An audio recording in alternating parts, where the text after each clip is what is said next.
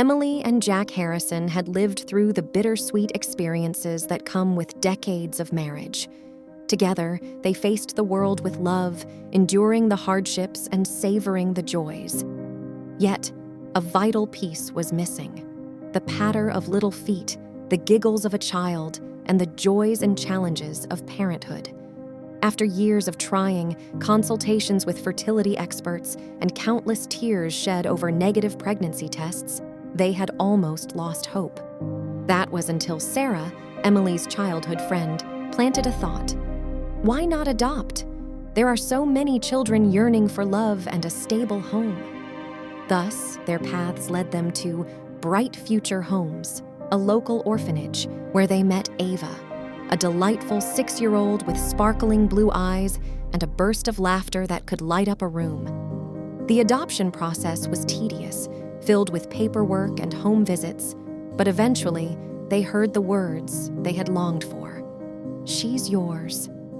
As Emily carried Ava over the threshold of their cozy suburban house, festooned with welcome balloons and streamers, she declared, "Welcome to your forever home, Ava." The following years were a whirlwind of school plays, weekend picnics, and bedtime stories. Emily and Jack ensured Ava had everything a child could desire: educational toys, designer clothes, and even the latest iPhone when she turned 16. Ava was accepted into an Ivy League university, and her proud parents watched her evolve into an ambitious young woman. Upon graduation, she secured a job at Prestige Tech, a tech firm known for its cutting-edge innovations. Life was a crescendo, reaching higher and higher notes.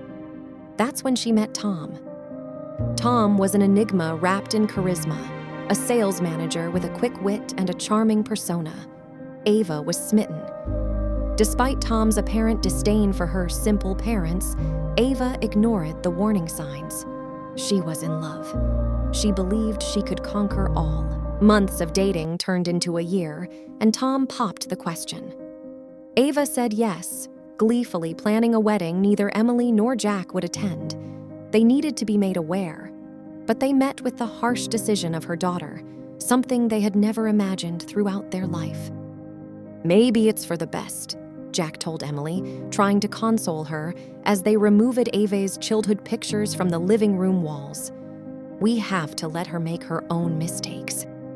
The newlyweds' life was seemingly perfect, filled with parties, exotic vacations, and an ever-expanding circle of important friends. Emily and Jack became an afterthought, a chapter in Ava's life she deemed closed. After Ava's wedding, a deafening silence enveloped the Harrison household. It was as if the walls themselves mourned the absence of their daughter. Emily often wanders into Ava's room, running her fingers over the objects that filled the space. Teddy bears, photo albums, old school projects. Each item was like a shard of glass, piercing her heart with memories of better days. Jack, always the rock in their relationship, found it harder and harder to maintain his composure. He immersed himself in his work, and his once frequent smiles became a rare occurrence. The couple who had once looked forward to empty nest adventures now found themselves trapped in a stifling cage of loneliness and despair. "We should sell the house," Emily suggested one evening, her voice almost a whisper. "Too many memories." Jack looked up from the newspaper he wasn't reading. "Maybe you're right. Maybe it's time to move on." Yet, despite these words, neither took steps to list the house on the market.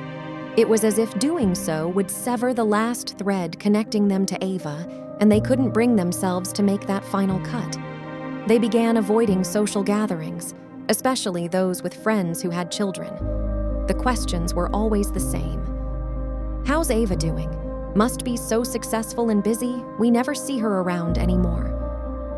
Emily had grown skilled at plastering on a fake smile, responding, "Oh, she's doing just fine, really caught up in her new life." But every word was a dagger, a reminder of the gaping hole that Ava had left behind. As they lay in bed each night, the unspoken thoughts hung heavy. What did we do wrong? Could we have prevented this? Emily took up painting, a hobby she had abandoned years ago, filling canvases with abstract expressions of her inner turmoil. Jack found solace in the garage, tinkering with old machines as if he could fix the broken pieces of his heart by mending rusty gears. The holidays were the worst. What used to be boisterous affairs, filled with laughter and chatter, were now quiet dinners for two. Emily would hang 3 stockings over the fireplace each year, but only 2 were ever filled. Ava's remained empty, a sad tribute to their lost daughter. And so they lived, suspended in sorrowful limbo until Ava returned, humbled by life's cruel lessons. A year later, a change in Tom's attitude was visible, and Ava noticed it. She was right and had gut feelings about something terrible about to happen. Tom's disenchantment began manifesting in subtle ways.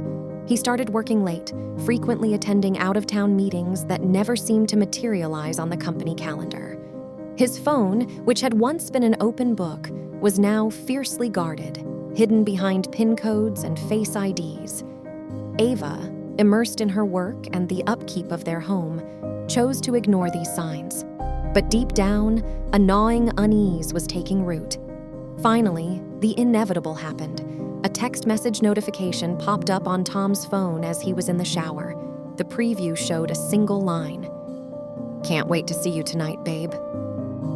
Curiosity outweighed trust.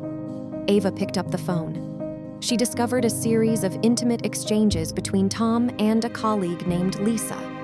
Confrontation was inevitable. Tom returned from the shower to find Ava holding his phone, her face a canvas of betrayal and hurt. "Is this what we've come to?" she asked, struggling to keep her voice steady. Tom sighed as if he had been waiting for this moment. "Ava, listen, it's complicated." "No," she cut him off. "It's simple. You cheated." Tom looked her square in the eye. "You've got to understand, Ava. I need someone who can keep up with my ambitions, who understands my world. You were convenient." Each word felt like a slap, unraveling the illusions Ava had built around their life. "Convenient?" Ava echoed, incredulous. "After everything we've been through, I was just convenient." Tom shrugged. "Life's harsh. People grow apart. I've moved on to someone who matches my lifestyle now. Lisa gets me." He moved around the room, packing a suitcase with practiced detachment. "I'll have my lawyers get in touch for the divorce papers," he said, zipping up the bag. Ava stood there, stunned, as Tom walked out the door, his footsteps echoing the death knell of their marriage. It was over, not with a dramatic confrontation, but with a calculated, even worse, coldness. Tom had moved on, leaving Ava to grapple with the shattered pieces of their life together. Ava's miseries were not going to stop here. As if life were cruelly mocking her, Ava also lost her job due to layoffs at the company. Broken, both emotionally and financially, Ava found herself contemplating a return to her roots, to the parents she had abandoned. Mustering courage, she packed a bag and booked a ticket. Standing before the familiar red brick house, Ava hesitated. It took her a while to lift her hand and knock. The door creaked open, revealing Emily, her eyes wide with disbelief that quickly turned into a glare. "Mom, can we talk?" Ava's voice quivered. "Can we?" Jack appeared beside her. Ava found herself standing before her parents, both of whom had a blend of sadness and disapproval in their eyes. "Your room is as you left it," Jack said, stepping aside to let her in. "But you must understand, young lady, our hearts aren't rooms you can waltz in and out of." Ava nodded, her eyes welling up. "I know, Dad. I know."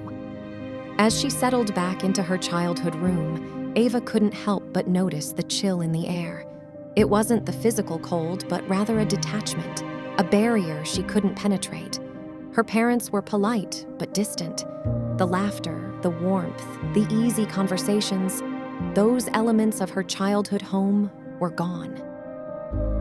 Weeks passed, and Ava took steps to rebuild her life, enrolling in community college and taking up a part-time job.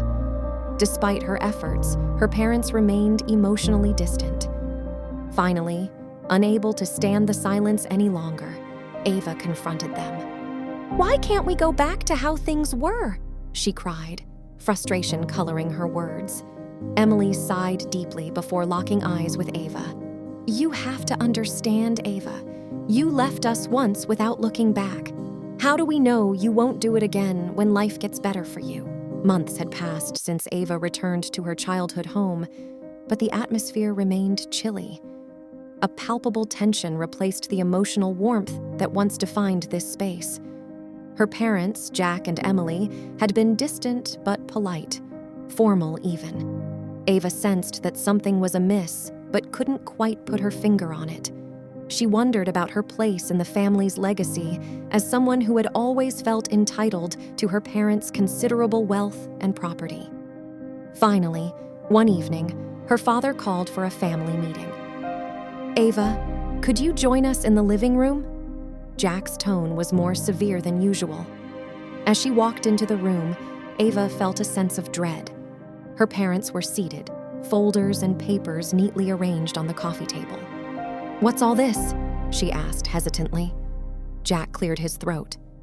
"Ava, your mother and I have been soul-searching, and we've decided to adopt another child." Ava was floored. "Why? I'm back now. Isn't that what you wanted?" Emily said softly. "It's not about what we want, but what feels right. We have the resources and love to give another child a good life," Jack continued.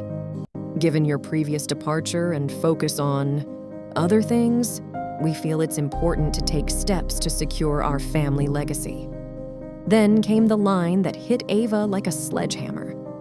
"We've also decided to redirect the family trust entirely to the new addition, effective immediately." Ava's eyes widened. "You're cutting me out of the trust? But that's my inheritance." Jack looked her squarely in the eye. "An inheritance is not a right. It's a privilege. One that's earned through love, respect, and commitment to family. Something you relinquished when you left us." Emily added, "We're not doing this to punish you, Ava. We're doing this because we can't ignore the sense of entitlement and greed that led you away from us in the first place. It's time for us to invest in someone who truly values family." The room went silent. Ava felt as if the walls were closing in on her. She had returned home, tail between her legs, assuming her place in the family and the family fortune would be waiting for her. Instead, she was replaced, written out of the will, and ousted from her family's future. It was a devastating reality that she had never seen coming, one that would make her regret her life choices in ways she couldn't yet even fathom.